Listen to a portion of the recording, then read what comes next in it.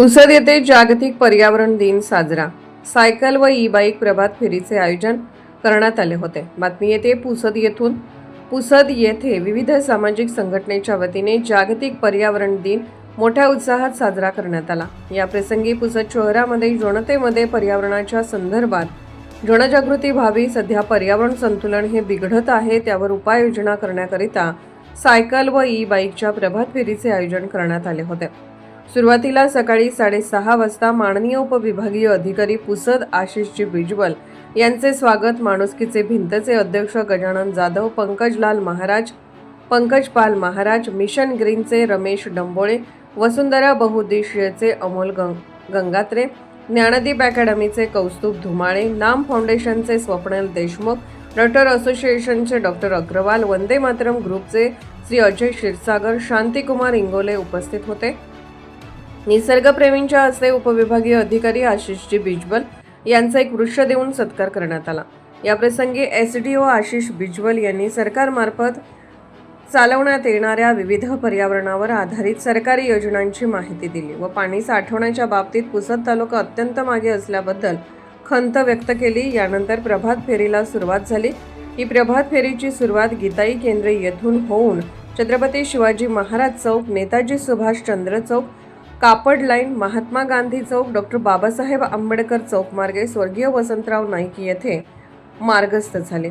या प्रसंगी सप्तखंजरी वादक आदरणीय श्री पंकज पाल महाराज यांनी अत्यंत खेळीमेळीच्या शैलीमध्ये पर्यावरणाचे महत्त्व लोकांना पटवून दिले. विविध संघटनेच्या वतीने पर्यावरण दिन मोठ्या उत्साहात साजरा करण्यात आला.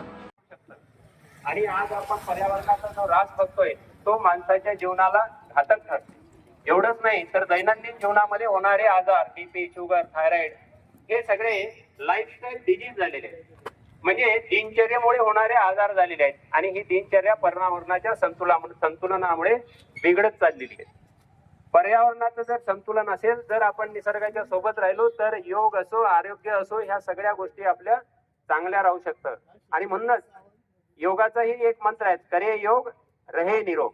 योग करा तर निरोग राहाल, पण निरोग राहण्यासाठी आपल्याला पर्यावरण सुद्धा चांगलं असणं आवश्यक आहे. अष्टांग योगामध्ये सुद्धा तेच सांगितलेलं आहे. यम, नियम, आसन, प्राणायाम, प्रत्याहार, धारणा, ध्यान, समाधी यातला यम आणि नियम काय सांगतं? यमाचं जर पालन केलं तर सामाजिक आरोग्य स्वस्थ ठेवण्यासाठी त्याची मदत होईल. अहिंसा, सत्य, अस्तेय, परिग्रह, ब्रह्मचर्य याचं जर पालन केलं तर समाजामध्ये जे आरोग्य पाहिजे, समाजाचं आरोग्य जे पाहिजे ते आरोग्य ठेवण्याचं काम हे सत्य, अहिंसा, अस्तेय, परिग्रह आणि ब्रह्मचर्य करेल. कारण अहिंसा जर झाली नाही तर समाजामध्ये शांती राहील, म्हणजे समाजाचं वातावरण जे आहे ते चांगलं राहील. तसंच नियमाचं जर पालन केलं तर आपल्या वैयक्तिक जीवनामध्ये सगळ्यांचं आरोग्य चांगलं राहील. त्याच्यामध्ये आपल्याला नियम पाळावं लागेल. नियम आहे, शौच आहे, संतोष आहे, तप आहे, स्वाध्याय आहेत आणि ईश्वर प्रणिधान आहे. ह्या सगळ्या गोष्टी पर्यावरण पूरक आहे. या सोबत जो व्यक्ती चालतो तो निश्चितच पर्यावरणाचं रक्षण करण्यासाठी मदत करतो. आणि ही जाणीव जागृती आपल्याला सगळ्यांमध्ये करायची आहे. यामध्ये पतंजली योग समिती ही पुढाकाराने भाग घेण्यास उत्सुक असतं आणि आजच्या या कार्यक्रमामध्ये आपण सगळ्यांनी सहभाग घेतला त्याबद्दल धन्यवाद. आणि मी आपल्या सर्वांना या पर्यावरण दिनाच्या शुभेच्छा देतो. धन्यवाद. हो, ही आली पाहिजे आमच्या रोटरीचे रामभाऊ सगळं. हे तुमच्या पाठीमागे हे उभे आहेत.